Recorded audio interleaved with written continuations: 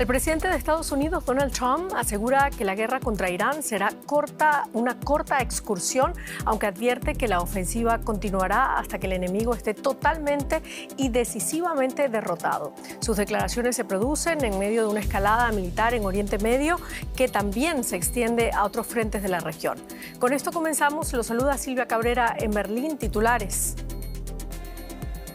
Trump da por prácticamente terminada la guerra con Irán y plantea que Estados Unidos tome el control del estrecho de Hormuz, mientras Israel está sopesando una incursión más profunda en el sur del Líbano y una ampliación de su presencia militar allí.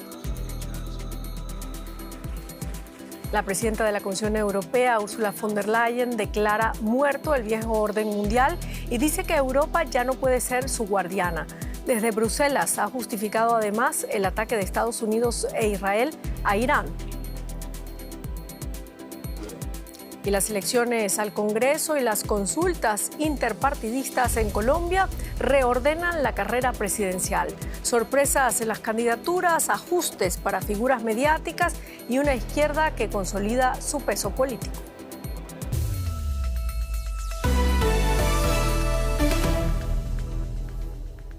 El presidente de Estados Unidos, Donald Trump, asegura que la guerra contra Irán será breve y reiteró que la ofensiva continuará hasta lograr la derrota total del enemigo. Dijo que está considerando además tomar el estrecho de Hormuz. En paralelo, Israel intensificó sus ataques contra infraestructuras militares iraníes, incluidos lanzadores de misiles y centros vinculados a la Guardia Revolucionaria, mientras Teherán respondía con una nueva salva de misiles contra territorio israelí. En Bahrein, drones iraníes dejaron al menos 32 heridos y provocaron un incendio en una refinería de petróleo, según el Ministerio de Salud del país. En paralelo, Donald Trump se refirió a la reciente designación de Mojtaba Khamenei como nuevo líder supremo de Irán y expresó que no está contento con la decisión. El presidente de Estados Unidos declaró que el nombramiento de Mojtaba, de 56 años, para reemplazar a su padre, Ali Khamenei, al frente de la teocracia iraní, no cuenta con su aprobación. De noche, la celebración estalla en Teherán tras confirmarse lo que muchos esperaban. Mojtaba Khamenei, hijo de Ali Khamenei, fallecido tras los ataques de Estados Unidos e Israel, sucederá a su padre en la cúspide del régimen iraní. El poder pasa de padre a hijo, despejando las dudas de quién quedaría al frente de la República Islámica. Gracias a Dios que ha sido alguien que confiamos vengará la muerte de su padre y no hará concesiones a Estados Unidos. Estamos seguros de que no cederá ante ellos. Es un verdadero hijo de Khamenei. Él es el sucesor legítimo para el difunto líder, si Dios quiere. Espero que seamos dignos del honor de apoyarlo y hacer que el país se sienta orgulloso. Mojtaba Khamenei es el tercer líder supremo de Irán desde la Revolución Islámica de 1979. De 56 años, el clérigo de rango intermedio ha mantenido un perfil bajo y hasta ahora no se le conocía ningún cargo gubernamental. Ha forjado, eso sí, fuertes conexiones políticas y militares. Ahora muchos ven su nombramiento como una señal de desafío y venganza. La madre de Mojtaba Khamenei habría muerto junto con su padre en los ataques de Estados Unidos e Israel. Según reportes, también habrían acabado con la vida de su mujer y otros familiares. Como la nueva figura más poderosa de Irán, será el responsable de la estrategia de guerra. Y el recién nombrado ayatolá ya se ha convertido en el objetivo de Israel, que ha prometido acabar con cualquiera que fracase en hacer reformas en el país. Mientras, Trump ha advertido que un líder supremo sin su aprobación no durará mucho tiempo. Para los iraníes que se oponen al régimen, el nombramiento de Mojtaba cancela sus esperanzas de un cambio en el país. Y vamos a Washington para ampliar la información con José Díaz Briceño. José, Trump insiste en que la guerra con Irán será corta. ¿En qué se basa esa previsión y qué factores podrían desmentirla? ¿Es un mensaje que responde a una evaluación militar real o es una estrategia política para tranquilizar a la opinión pública? Creo que lo que ha caracterizado al presidente Donald Trump en estos días que ha durado la guerra contra Irán ha sido el cambio de metas que ha establecido día con día. El presidente Trump al inicio de este conflicto aseguró que se trataba de la liberación del pueblo iraní, hablando prácticamente de un cambio de régimen que forzaría a Estados Unidos. Esto después fue contradecido cuando el presidente Trump ha dicho simplemente que buscaba terminar con los remanentes del programa nuclear iraní y así pues sucesivamente, hablando también sobre el fin de la pues armada iraní, del programa de misiles balísticos. Es decir, las metas del conflicto para Estados Unidos han cambiado, y al mismo tiempo que el presidente Trump declaraba que esta guerra estaba prácticamente terminada, el Pentágono publicaba una publicación en la red social X asegurando que recién comenzaba la ofensiva. Esto muestra lo contradictorio que la administración Trump tiene respecto a este conflicto con Irán, y de acuerdo con algunos analistas aquí, la última declaración de que la guerra terminaría pronto estaba prácticamente dirigido a que saliera publicado 2 horas antes de que cerraran los mercados para calmar las tensiones en el plano económico. Bueno, contradicciones y amenazas también. Donald Trump dice que está considerando tomar el control del estrecho de Hormuz. ¿Qué significaría en la práctica ese control y es algo realmente viable militar y políticamente hablando? El presidente Trump no ha dado detalles sobre exactamente a qué se refiere con la toma del estrecho de Hormuz, y sin embargo en los medios estadounidenses se especula que lo que la administración Trump estaría sopesando sería una toma de control de una pequeña isla de 20 a 25 kilómetros cuadrados ubicada en el norte del Golfo Pérsico, la isla de Karg.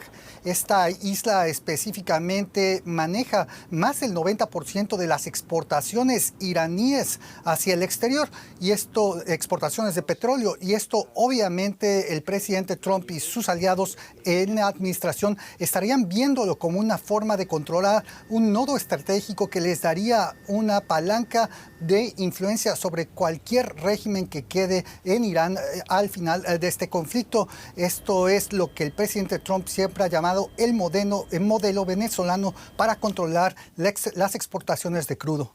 Muchísimas gracias, José Díaz Briceño, desde Washington.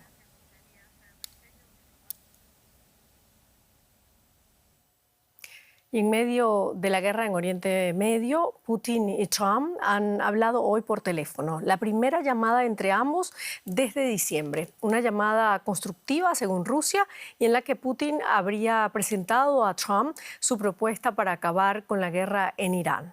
Rusia sigue siendo uno de los aliados más poderosos del régimen de los ayatolás. Precisamente hoy la presidencia rusa ha hecho público el mensaje de felicitación de Putin al nuevo líder supremo Mojtaba Khamenei. Un mensaje en el que Moscú ofrece apoyo inquebrantable a Irán en uno de los momentos más difíciles para el régimen iraní. En el telegrama, Putin dice que espera que Mojtaba continúe con honor la labor de su padre.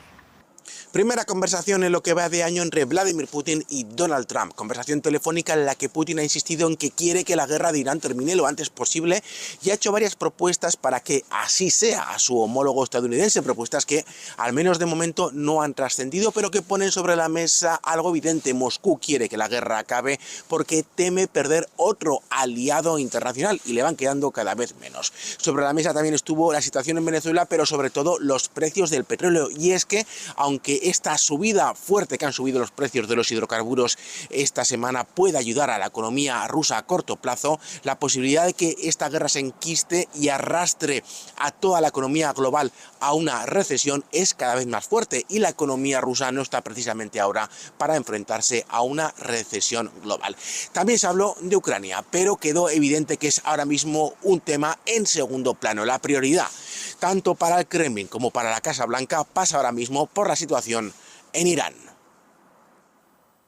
Y el ejército israelí lanzó este lunes un operativo en el sur del Líbano contra objetivos de la milicia islamista Hezbollah. 15 helicópteros irrumpieron en territorio libanés en la segunda incursión israelí en la zona desde el estallido de la guerra de Irán. Además, el ejército israelí bombardeó varios suburbios de la capital libanesa en un ataque contra una supuesta infraestructura del grupo chií pro-Irán en Beirut. El gobierno libanés elevó a 486 víctimas mortales el balance de los ataques israelíes de los últimos días, que han desencadenado una crisis humanitaria con unos 600.000 desplazados. Nos toca ahora hablar con Joan Cabasés en el Líbano. Joan, los dirigentes libaneses han reiterado hoy su predisposición para establecer negociaciones directas con Israel. ¿Qué margen real existe ahora mismo para abrir una vía diplomática en medio de esta escalada? Hola, ¿qué tal? Bueno, el margen para que exista una vía diplomática es real. Lo que es más difícil de imaginar es que ambos países, ambos gobiernos puedan hablar el mismo lenguaje. Vemos como el primer ministro libanés, Nawaf Salam, a quien ahora vemos en pantalla, suele decir que él querría una relación con Israel bajo el espíritu de la Iniciativa de Paz Árabe, que es un acuerdo firmado en Beirut en el año 2002, en el que 57 países árabes e islámicos se comprometieron a firmar la paz con Israel si Israel levantaba la ocupación con los territorios palestinos. Vemos, sin embargo, como el gobierno israelí es un gobierno que no suele querer negociar con los líderes de los territorios donde tiene ocupaciones militares. Eso sucede, aunque sean casos distintos, en Palestina, en Siria y en Líbano. De hecho, el caso sirio es paradigmático y un mal precedente para Líbano. Vemos cómo Israel ha ocupado nuevos territorios en Siria desde la caída de Bashar al-Assad en 2024 y cómo el gobierno recientemente formado en Siria asegura a Israel que su territorio no va a suponer una amenaza para Israel y que quiere negociar con Israel el levantamiento de esa ocupación. Pese a las buenas intenciones sirias, Israel ha torpedeado las negociaciones con Damasco y ha asegurado que no va a levantar la ocupación de varios puntos del sur de Siria. Muchísimas gracias, Joan Cabasés, desde el Líbano. A vosotros. Y sistemas de defensa de la OTAN interceptaron hoy en el espacio aéreo turco un segundo misil balístico lanzado desde Irán, según informó el Ministerio de Defensa de Turquía. La semana pasada Irán lanzó un primer misil hacia el espacio aéreo turco que fue interceptado por las defensas aéreas de la Alianza Atlántica. El Ministerio de Defensa turco ha explicado que los restos del misil derribado han caído en un terreno vacío en la región de Gaziantep y que no se han registrado heridos. Y el presidente turco instó de nuevo a Irán a no extender el conflicto y aseguró que su país está haciendo todo lo posible para evitar una escalada. Escuchemos las palabras de Recep Tayyip Erdogan. Pese a nuestras sinceras advertencias, se siguen dando pasos extremadamente erróneos y provocadores que pondrán en riesgo la amistad de Turquía. La posición de Turquía es clara.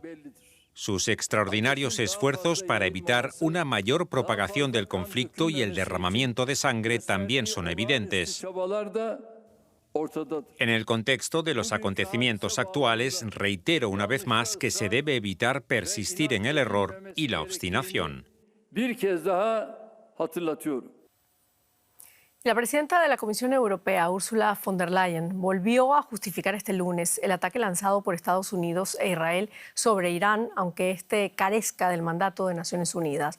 Von der Leyen, que acumula críticas por invadir las competencias de los Estados miembros en política exterior, ha llamado a reformar un sistema internacional basado en las normas de un mundo de posguerra, de estabilidad y multilateralismo muy diferente al tablero geopolítico de hoy. Europa ya no puede seguir siendo la guardiana del orden del viejo mundo, de un mundo que se ha ido y no volverá. Siempre defenderemos y mantendremos el sistema basado en normas que ayudamos a construir junto a nuestros aliados. Pero ya no podemos confiar en ese sistema como la única forma de defender nuestros intereses, ni dar por sentado que sus normas van a protegernos de la compleja amenaza a la que nos enfrentamos. El viejo orden global, el de un sistema internacional basado en reglas, ha desaparecido. Analizamos este discurso de von der Leyen y lo que implica con Brian Acuña, analista internacional. Gracias por acompañarnos. ¿Es acertado afirmar que el orden internacional basado en reglas ha desaparecido o es una forma de justificar un cambio en la política exterior y de defensa de la Unión Europea? Sí, buenas tardes a todos. Yo creo que acá lo que hemos visto es una erosión más bien progresiva del orden internacional que está basado en reglas. Este sistema, de hecho, pues data del término de la Segunda Guerra Mundial, que se basaba mucho en el multilateralismo, el derecho internacional y en el arbitraje por parte de los diferentes estados. En la época actual, pues se ha visto un poco golpeado, ¿verdad?, debido a potencias revisionistas como Rusia, China, e incluso, digamos, algunas movidas por parte de los Estados Unidos. Y para esto, la Unión Europea, pues se ha sentido un poco, digamos, se ha quedado un poco atrasado, se ha sentido un poco desplazado y ha llevado, digamos, en la época actual a una necesidad de que la propia Unión Europea tenga que adaptarse a un sistema que es mucho más competitivo y menos predecible de lo que era en décadas anteriores, y más con la aparición de tantos actores no estatales que están participando siempre en la dinámica internacional. Y esa es la gran pregunta, ¿cómo se puede adaptar a este nuevo orden mundial? ¿Qué papel juega o puede jugar la Unión Europea en el nuevo equilibrio global? ¿Actor estratégico autónomo o socio subordinado de Estados Unidos?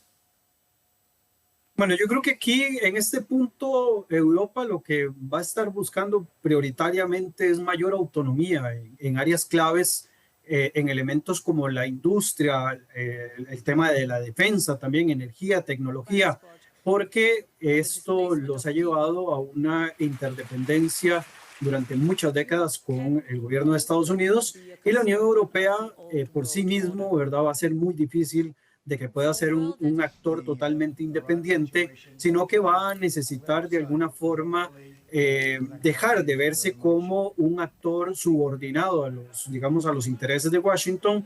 Y acá lo que tiene que hacer es transformarse en un socio más equilibrado dentro del bloque occidental para que deje de verse de esa manera y pueda tener un rol todavía mucho más protagónico a lo que ha logrado hasta la época actual. Muchísimas gracias. Hablamos con el analista internacional desde Costa Rica. Muchísimas gracias. Con muchísimo gusto.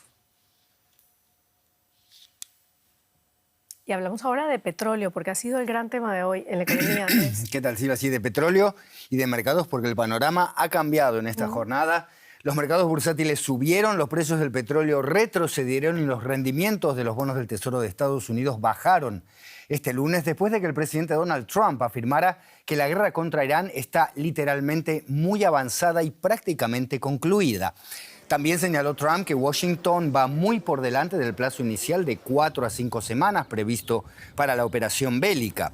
Este conflicto, iniciado a fines de febrero con ataques de Estados Unidos e Israel contra Irán, había provocado temores de interrupciones en el estrecho de Hormuz, por donde transita cerca de una quinta parte del petróleo mundial, lo que disparó los precios energéticos y elevó el riesgo de inflación global.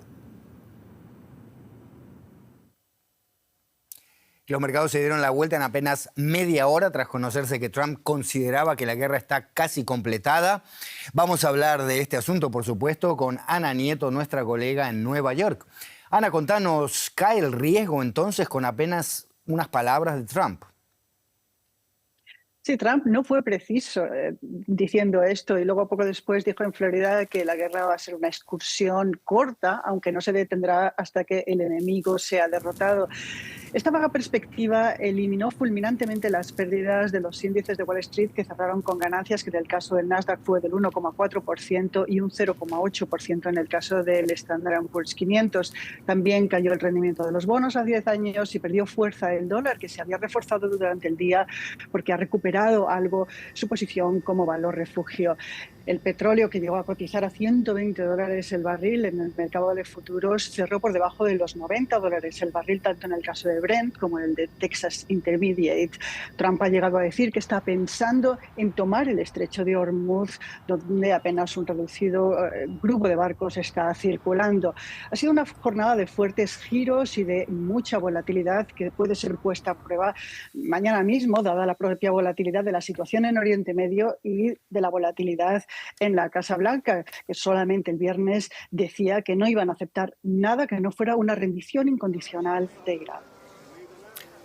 Ana, además de las palabras de Donald Trump, también las potencias del G7 están preparando un dardo tranquilizador, incluso más concreto que el del presidente estadounidense, y en el sector energético. Contanos.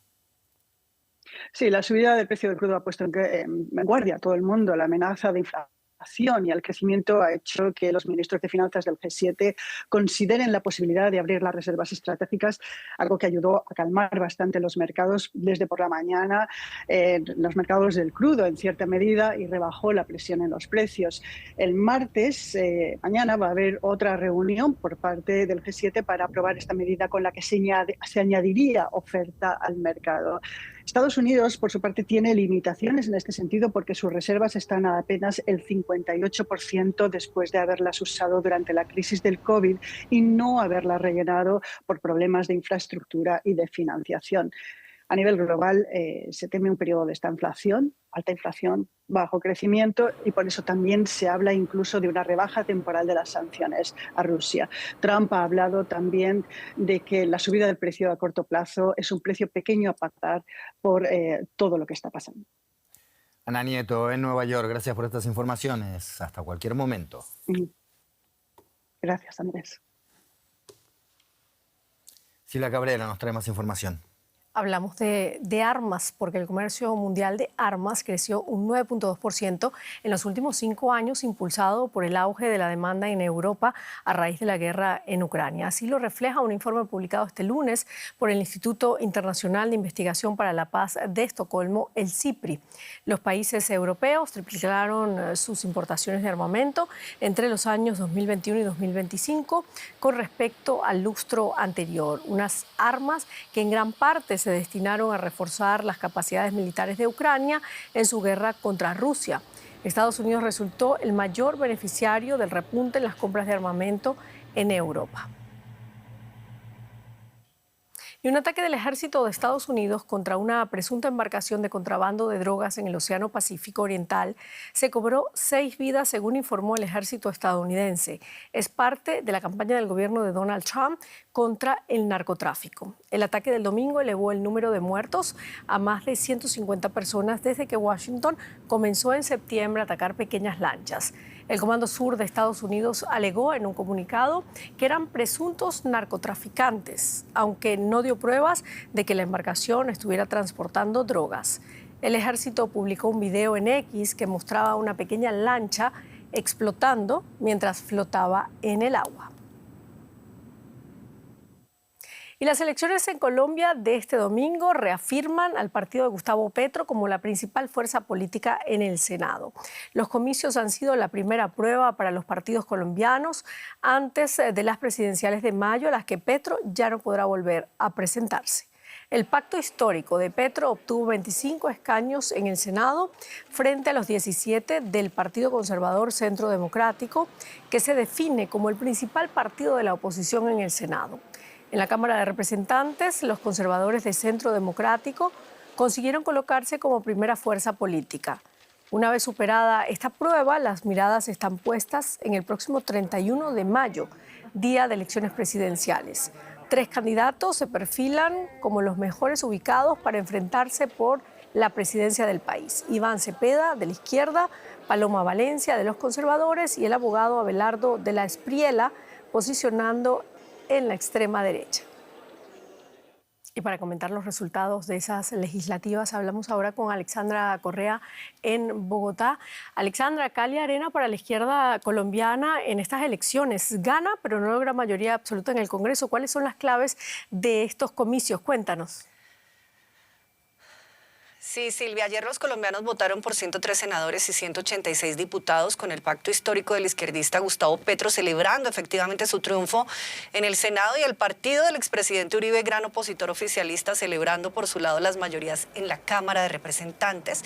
Mientras que, como me preguntan, la clave de hoy es que arrancó oficialmente la campaña electoral presidencial prevista para el próximo 31 de mayo, Silvia, en donde los resultados de las elecciones interpartidistas de los aspirantes a ser candidatos presidenciales fueron la gran noticia anoche. Paloma Valencia, efectivamente pupila del expresidente Álvaro Uribe del Centro Democrático, se perfiló con la mayoría de votos de la derecha para disputarse las elecciones contra el candidato favorito en las encuestas a hoy. Iván Cepeda, de izquierda, sucesor del proyecto progresista del presidente saliente Gustavo Petro para los próximos 4 años. Pero de todas formas, Silvia, hay aún candidaturas de derecha que se están organizando de cara a la contienda, entre las que está el segundo favorito en los sondeos, Abelardo de las Priella, aspirante también de la derecha. Por ley, todos los aspirantes a las presidenciales tendrán que anunciar sus fórmulas vicepresidenciales antes de este viernes, Silvia. Bueno, así queda entonces el tablero político tras esos resultados de las elecciones en Colombia. ¿Qué otras novedades nos deja en los comicios? Bueno, primero el próximo presidente o presidenta que quede electo en mayo heredará un déficit fiscal vertiginoso, pese a que la economía de Colombia creció moderadamente el año pasado. Mira, Colombia enfrenta un déficit fiscal preocupante que ronda el 6.5% del Producto Interno Bruto, uno de los más altos de la región. Enfrentará además una crisis de seguridad vinculada a una producción récord de cocaína. Si nadie gana en la primera vuelta presidencial en mayo, Silvia, habrá una segunda vuelta el próximo 21 de junio. De otro lado, los partidos predominantes de izquierda y derecha que ganaron más curules, estamos hablando del Centro Democrático y del Pacto Histórico, tendrán que hacer alianzas legislativas para enfrentar las políticas públicas, las reformas que necesitan y que permitan sacar adelante las propuestas del nuevo gobierno que gane en mayo y no repetir estancamientos. Pero tal como quedó, Silvia, ¿puede esta organización dificultar la formación de coaliciones sólidas para aprobar reformas estructurales? Ya veremos quién triunfa y cómo hace para gestionar esas alianzas. Claro, muchísimas gracias, Alessandra Correa de Bogotá. Y vamos ahora con un resumen de otras noticias importantes del día. Fuerzas federales mexicanas incautaron 2 toneladas de cocaína frente a las costas de Acapulco, en el Océano Pacífico. El operativo tuvo lugar a unos 370 kilómetros de la costa de México. El gobierno mexicano ha multiplicado sus acciones contra el narcotráfico en medio de las presiones del presidente estadounidense Donald Trump, quien la semana pasada volvió a reiterar que en México los cárteles dirigen el país. La ONU negocia con el gobierno de Estados Unidos el ingreso de combustible a Cuba con fines humanitarios, según el representante del organismo internacional en La Habana, Francisco Pichón. Estados Unidos aplica una política de máxima presión sobre La Habana con el fin de obligar un cambio de régimen. La ONU advirtió sobre la urgencia de alcanzar rápidamente un acuerdo. El presidente saliente de Chile, Gabriel Boric, y el presidente electo, José Antonio Kast, asistieron a la ceremonia de cambio de mando del ejército. El general Pedro Varela asumió el cargo de comandante en jefe. Esta es una de las primeras apariciones públicas de los 2 líderes juntos tras varios días de tensión en la transición presidencial. Y con esto terminamos nuestro informativo. Gracias por habernos acompañado. Hasta luego.